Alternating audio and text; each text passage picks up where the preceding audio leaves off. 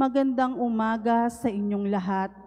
Malugod na pagtanggap sa St. Joseph Parish Gagalangin sa ika-6 ng umaga na banal na misa na may liturhiya ngayong Huwebes ng ika-5 linggo sa karaniwang panahon. Tumayo po ang lahat at tayo'y makiisa sa Eucharistikong pagdiriwang na pamumunuan ng ating Kura Paroko, Reverendo Padre Douglas D. Badong.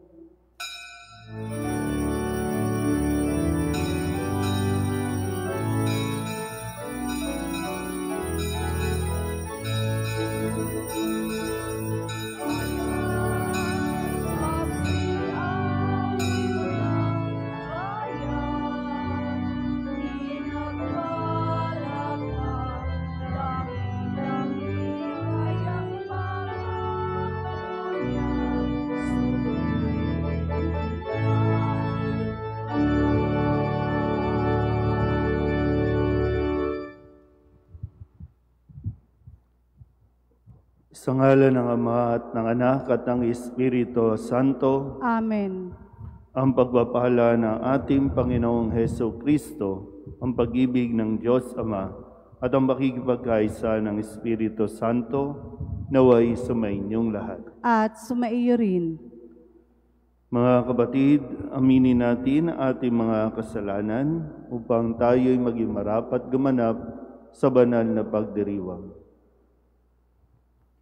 Inaamin ko sa makapangyarihang Diyos at sa inyo mga kapatid, na lubha akong nagkasala sa isip, sa salita at sa gawa, at sa aking pagkukulang.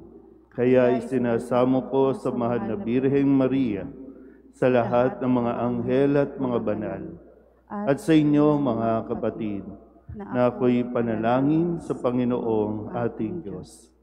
Kaawaan tayo ng makapangyarihang Diyos, patawarin tayo sa ating mga kasalanan, at patnubayan tayo sa buhay na walang hanggan. Amen.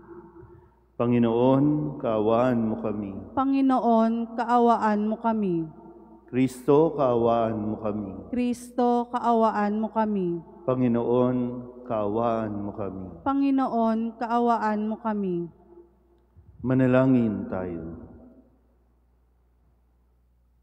Ama naming makapangyarihan, lagi mong lingapin at patnubayan kaming mga kabilang sa iyong angkan. Sa tanging pag-asa naming ikaw ang nagbibigay, kami tangkilikin mo at laging subaybayan sa pamamagitan ni Heso Kristo kasama ng Espiritu Santo magpasawalang hanggan. Amen.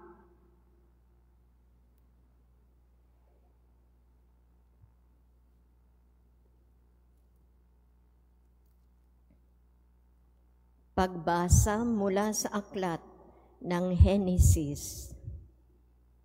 Sinabi ng Panginoon Diyos, "Hindi mainam na mag-isa ang tao. Bibigyan ko siya ng makakasama at makakatulong." Kaya lumikha siya ng mga hayop sa parang at ibon sa himpapawid. Inilapit sa tao at ipinaubaya dito ang pagbibigay ng pangalan sa mga iyon. Kung ano ang kanyang itawag, iyon ang magiging pangalan niya. Ang tao nga ang nagbigay ng pangalan sa lahat ng ibon at mga hayop, maging maamo o mailap. Ngunit wala isa man sa mga ito ang angkop na kasama at katulong niya. Kaya pinatulog ng Panginoon ang tao. Samantalang nahihimbing, kinuha niya ang isang tadyang nito at pinaghilom ang laman sa tapat niyon.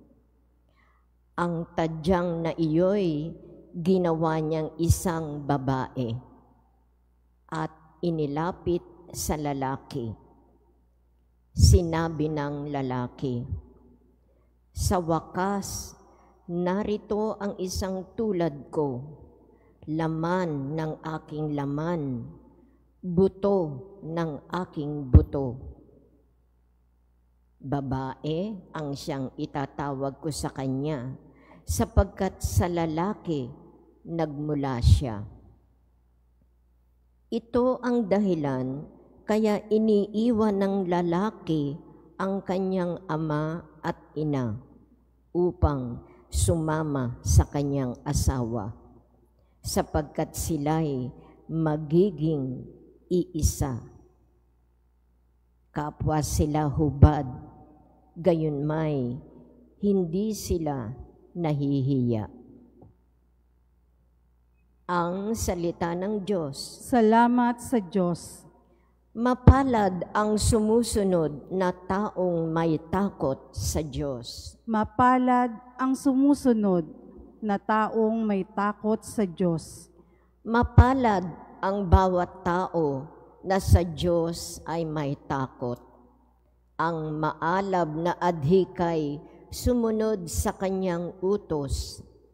Hindi siya magkukulang sa anumang kailangan. Ang buhay ay maligaya't uunlad ang kanyang buhay. Mapalad ang sumusunod na taong may takot sa Diyos. Sa tahanan, ang asaway parang ubas na mabunga. Bagong tanim na olibo sa may dulang ang anak niya.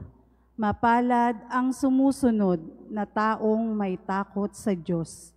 Ang sinuman, kung ang Diyos buong pusong susundin, buhay niya ay uunlad at laging pagpapalain.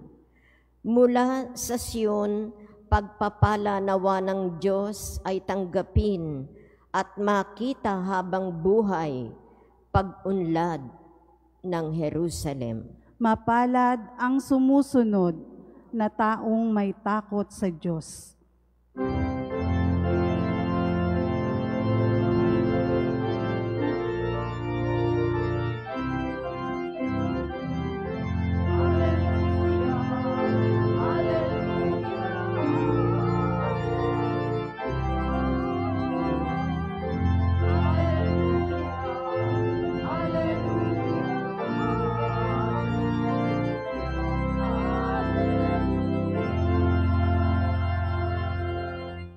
Sa kababaan ng loob, dinggin ang salita ng Diyos upang kayo ay matubos.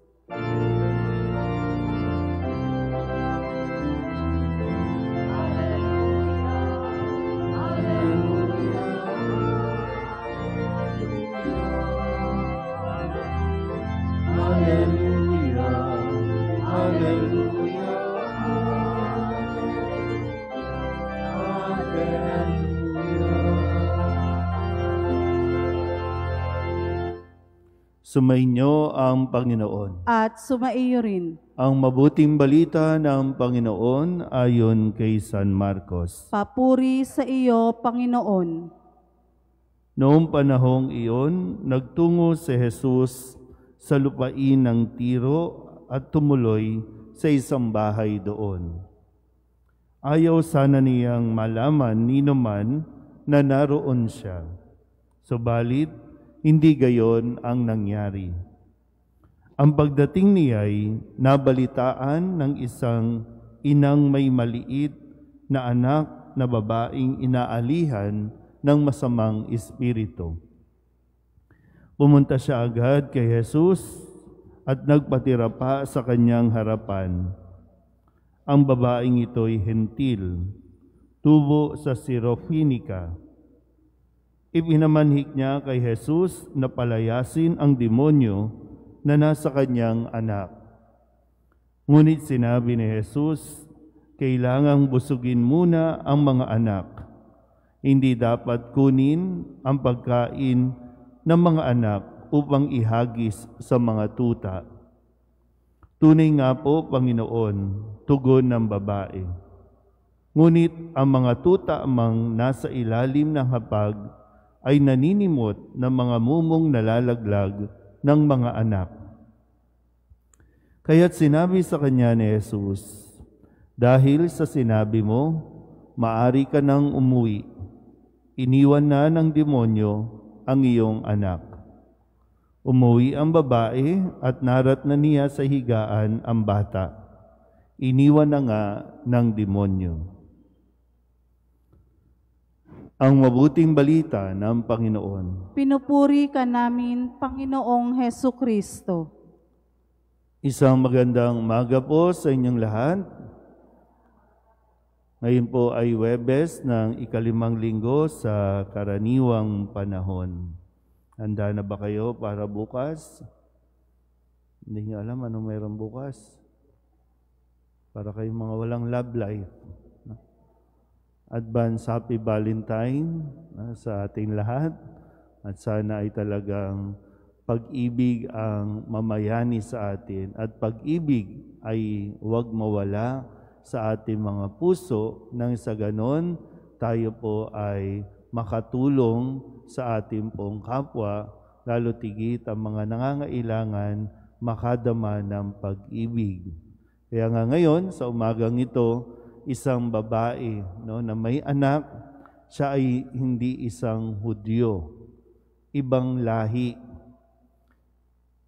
Sa ating pong mga nauunang mga pahayag, si Jesus ay isinugo para sa mga nawawalang tupa ng Israel.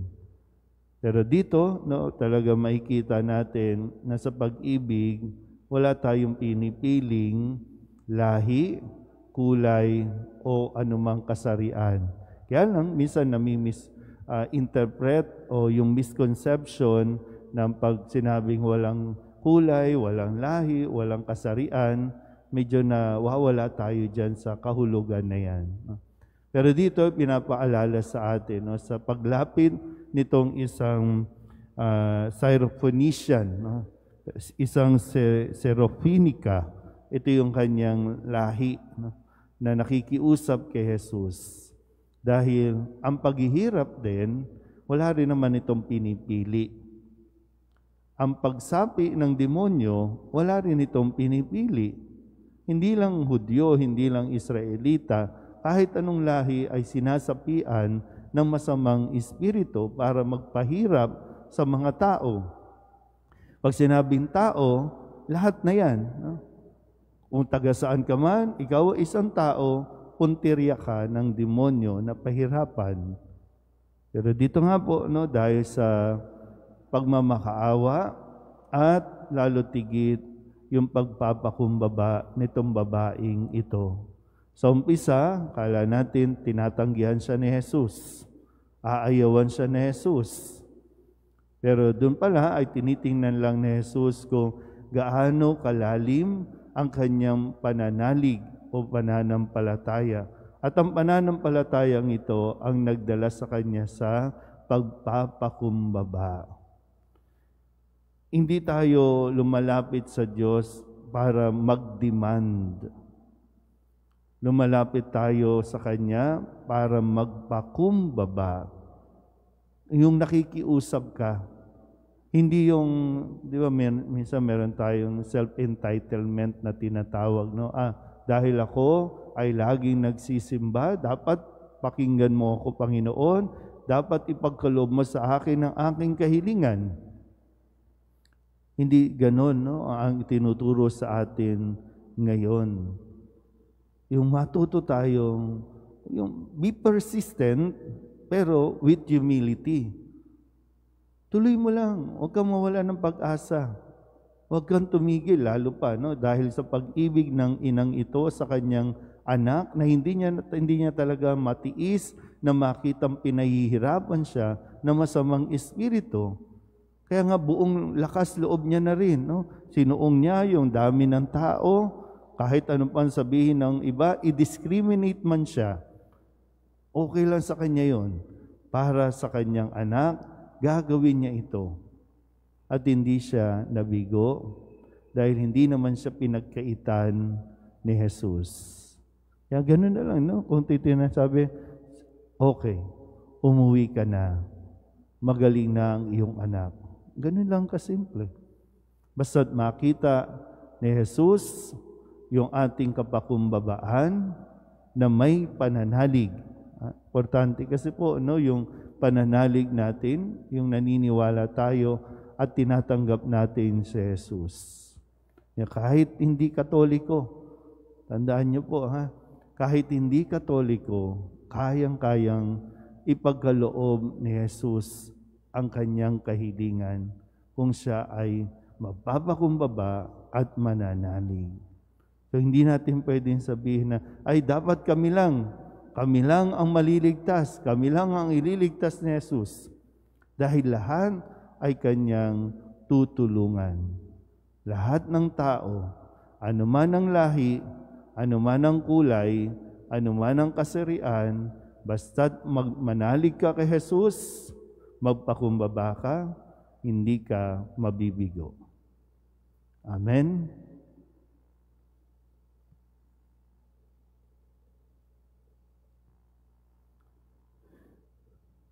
Binuhag ni Jesucristo ang pader na naghihiwalay sa mga Hudyo at Hentil bilang isang sambayanan ng iisa, bago at walang hanggang tipan. Manalig tayo sa amang nagbubuklod sa atin. Ang ating itutugon, Diyos ng lahat ng bansa, pakinggan mo kami. Diyos ng lahat ng bansa, pakinggan mo kami. Ang simbahan sa buong daigdig, naway maging daluyan ng awa, kapayapaan at pag-ibig ng Diyos. Manalangin tayo sa Panginoon. Diyos ng lahat ng bansa, pakinggan mo kami. Bilang komunidad ng mananampalataya, naway hindi tayo magkahati-hati dahil lamang sa mga simple o walang kwentang dahilan ng away at hindi pagkakaunawaan. Manalangin tayo sa Panginoon. Diyos ng lahat ng bansa, pakinggan mo kami. Ang mga inang nagiging balisa at nag-aalala tungkol sa kalusugan ng kanilang mga anak, naway huwag makalimot na tumawag kay Jesus para sa tulong at ginhawang kinakailangan. Manalangin tayo sa Panginoon. Diyos ng lahat ng bansa, pakinggan mo kami. Ang mga may sakit at mga naghihingalo, naway makatagpo ng kaginhawahan sa Diyos ng pag-ibig at awa. Manalangin tayo sa Panginoon. Diyos ng lahat ng bansa, pakinggan mo kami. Ang mga yumauna sa buhay na ito, naway magbunying walang hanggan sa tahanan ng Diyos sa kalangitan. Manalangin tayo sa Panginoon. Diyos ng lahat ng bansa, pakinggan mo kami. Idulog din natin sa Panginoon ang ating mga personal na kahilingan at mga panalangin para sa ating mga pamilya. Kasama din ang mga kahilingan ng mga nanonood sa online. Lahat ng mga misang pasasalamat, special na intensyon, agarang paggaling ng mga may sakit, at ang lahat ng mga kaluluwa na inihiling na ipagdasal sa misang ito.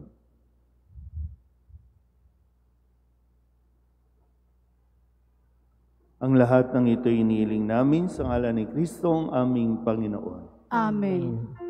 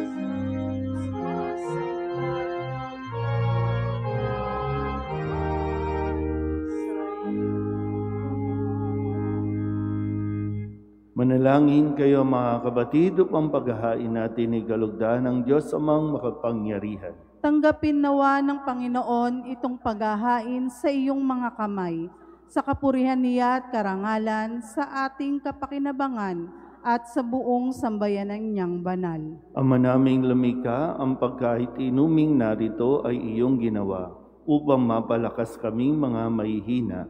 Ipagkaloob mong ito ay aming mapagsaluhan bilang pakikinabang sa buhay mong pangmagpakailanman. Sa pamamagitan ni Jesucristo, kasama ng Espiritu Santo, magpasawalang hanggan. Amen. Sumainyo ang Panginoon. At sumaiyo rin. Itaas sa Diyos ang inyong puso at diwa. Itinaas na namin sa Panginoon. Pasalamatan natin ang Panginoong ating Diyos. Marapat na siya ay pasalamatan. Ama naming makapangyarihan, tunay nga marapat na ikaw ay aming pasalamatan. Sa iyong paglingap at kagandahang loob, ang tao'y nilikha mo at pinangangasiwa sa sansinukob. Sa hangad mong siya'y iwastong lubos, siya'y pinagdusa mo sa kanyang pagtalikod. Sa iyong paggiliw, iyong ipahintulot na makabalik siya sa pamamagitan ni Kristo Jesus. Kaya kaysa ng mga anghel na nagsisiawit ng papuri sa iyo, nang walang humpay sa kalangitan, kami nagbubunyi sa iyong kadakilaan.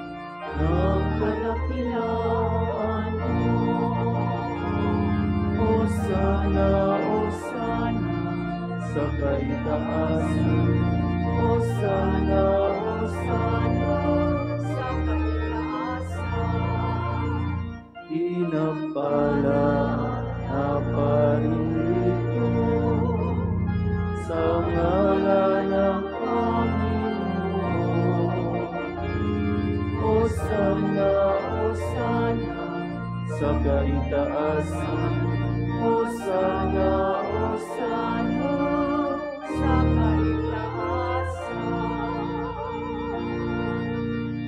Ama naming banal, ikaw ang bukal ng tanang kabanalan. Kaya't sa pamamagitan ng iyong Espiritu, gawin mong banal ang kaloob na ito upang para sa aming maging katawan at dugo ng aming Panginoong Jesucristo.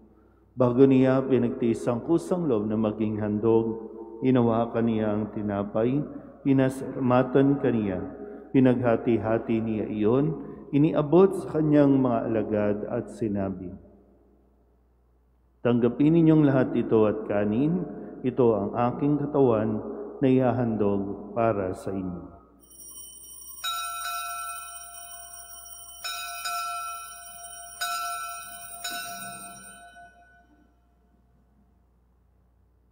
Gayun din naman nung matapos ang hapunan, hinawakan niya ang kalis, muli kaniyang pinasalamatan.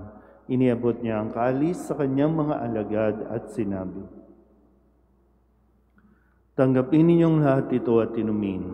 Ito ang kalis ng aking dugo, ng bago at walang hanggang tipan.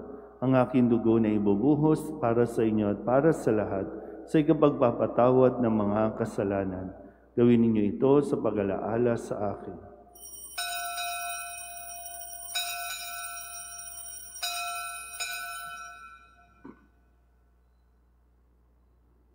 Ipagbunyi natin ang misteryo ng pananampalataya. Si Kristo'y namatay, si Kristo'y nabuhay, si Kristo'y babalik sa wakas ng panahon. Ama, ginagawa namin ngayon ang pag-alaala sa pagkamatay at muling pagkabuhay ng iyong anak, kaya tiniaalay namin sa iyo ang tinapay na nagbibigay buhay at ang kalis na nagkakaloob ng kaligtasan. Kami nagpapasalamat dahil kami iyong minarapat na tumayo sa harap mo para maglingkod sa iyo. Isinasamo namin kami magsasalo-salo sa katawan at dugo ni Kristo ay mabuklod sa pagkakaisa sa pamamagitan ng Espiritu Santo. Ama, lingapin mo ang iyong simbahang laganap sa buong daigdig. Puspusin mo kami sa pag-ibig kay San Francisco na aming Papa at ni Jose na aming Obispo at ng Tanang Kaparian. Alalahanin mo sina Edna at Maria Milke na tinawag mo mula sa daigdig na ito. Nung sila'y binyagan, sila'y nakaisa ni Kristo sa pagkamatay. Ngayong sila'y pumanaw, naway makaisa sila ni Kristo sa pagkabuhay. Alalahanin mo rin ang mga kapatid naming nahimlay na may pag-asang sila'y muling mabubuhay, gayon din ang lahat ng mga pumanaw. Kawaan mo sila at patuloyin sa iyong kaliwanagan. Kawaan mo at pagindabating kaming lahat na makasalo sa iyong buhay na walang wakas.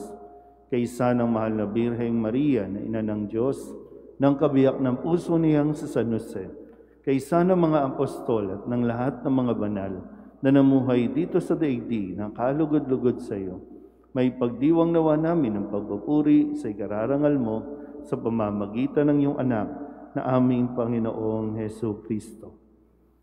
Sa pamamagitan ni Kristo, kasama niya at sa Kanya, ang lahat ng parangal at papuri ay sa iyo, Diyos Amang makapangyarihan, kasama ng Espiritu Santo, magpasawalang hanggan.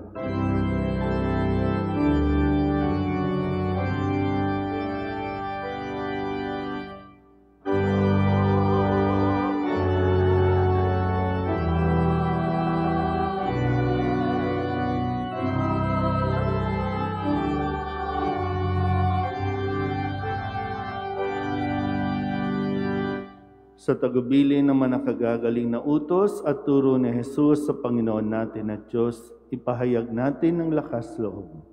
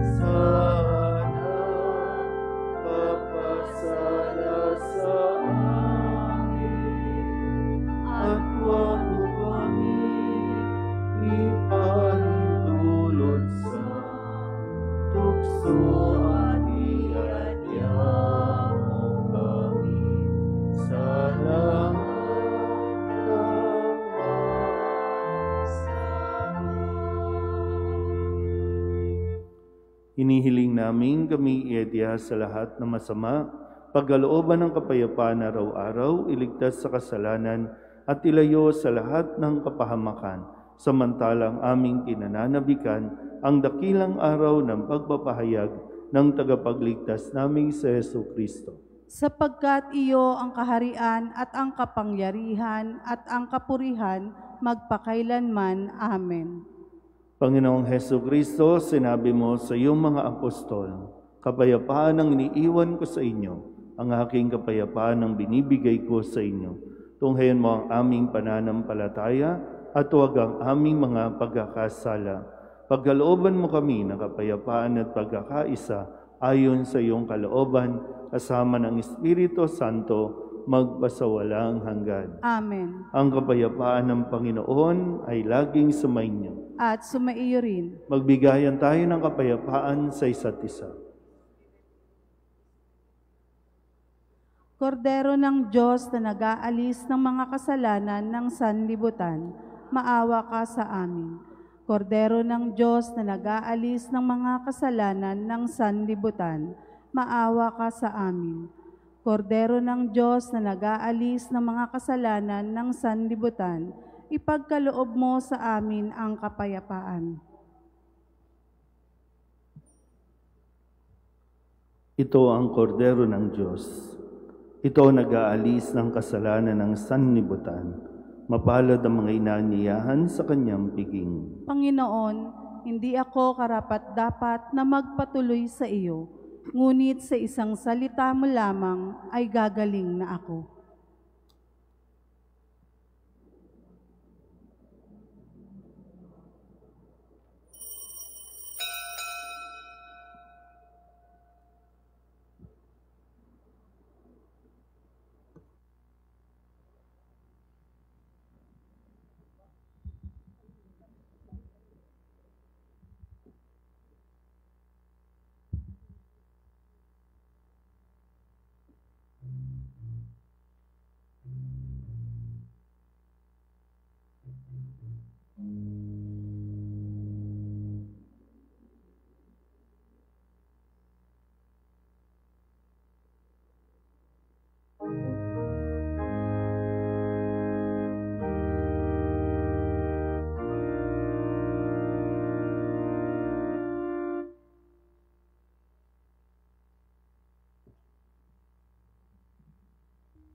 Magsitayong lahat.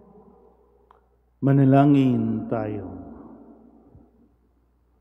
Ama naming mapagmahal, sa pagkahit inuming pagkakaisang binibigay, kami niloob mong makapakinabang. Kaysa ni Kristo kami naway makapamuhay upang makapamunga ng may kagalakan para sa kapakanan ng aming kapwa-tao sa sanlibutan. Sa pamamagitan niya kasama ng Espiritu Santo, magpasawalang hanggan. Amen. Sumainyo ang Panginoon. At sumaiyo rin. At pagpalain kayo ng makapangyarihang Diyos, Ama at Anak at Espiritu Santo. Amen. Tapos ang banal na misa, humayo tayo sa kapayapaan ni Kristo. Salamat sa Diyos. Magandang umaga po.